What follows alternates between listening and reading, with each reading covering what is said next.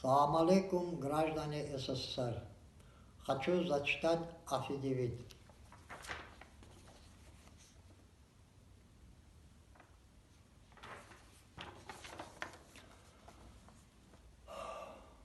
Афидевит.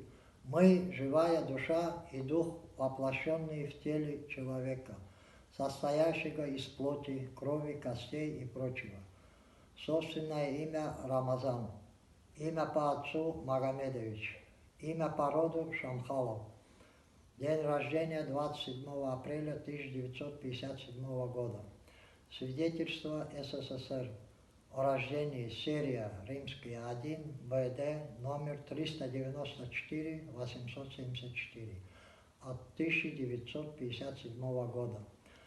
Одновременно является патентом на интеллектуальную собственность и всех персональных данных.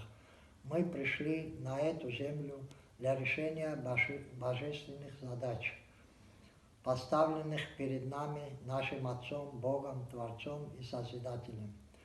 Мы отрок Божий, и между нами и Богом нет посредников.